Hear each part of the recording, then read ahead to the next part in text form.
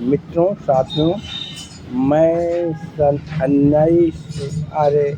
2020 में जगन्नाथपुरी सुरेंद्र मिश्र MA समाजशास्त्र गोरखपुर विश्वविद्यालय गोरखपुर वर्ष 1973 से 72 बतस्वती ब्राह्मण मैरवा एक्स डिप्टी गया नौला औरंगाबाद गया।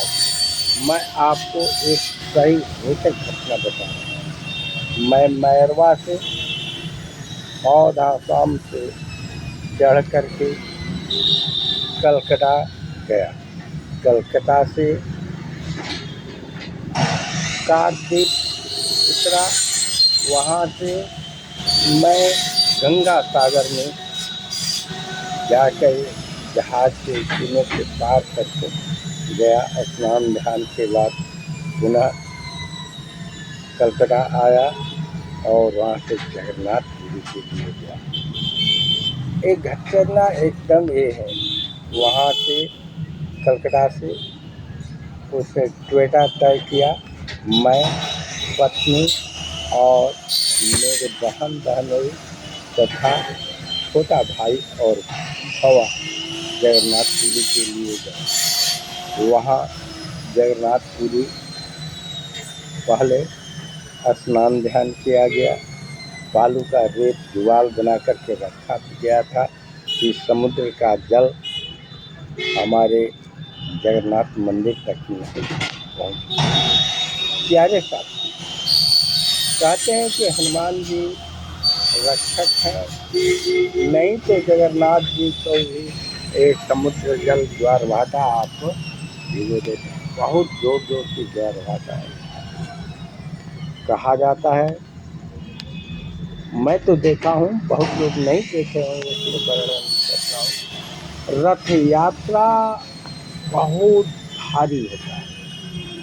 चक्के उसके लोहे का पटरा बिछाया जाता है। लोहे के पटरे पर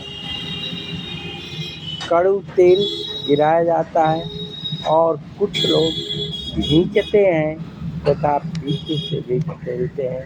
उस पर जगन्नाथ जी, सुभद्रा, बलराम बैठते हैं और पूरी जनता श्रद्धा से तेल इसलिए गिराया जाता है चक्के के नीचे कि बह सके, गाड़ी आगे बढ़ सके। मेरे प्यारे साथ, बहुत भारी होता है, इसलिए 4 आदमी इधर 4 आदमी उधर काठ का गुटका बनाए रखते हैं, जिससे गाड़ी एक बाइक आवश्यकता पड़ने पर रोकी जाए, उसके आगे लगाएगा।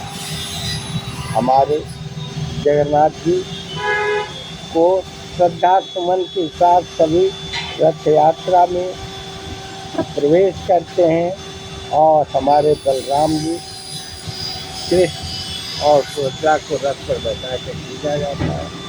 कहा जाता है हमारे जगन्नाथ जी ननिहाल जाते हैं, वहाँ उनका बुखार होता है, तबीयत खराब होता है, कुछ दिन के बाद दवा दिया जाता है, स्नान ध्यान कराया जाता है। उसके बाद पुनः ला करके प्राण प्रतिष्ठा किया जाता है। कहा जाता है कि शहर की सभी बत्तियाँ बुता दी जाती है।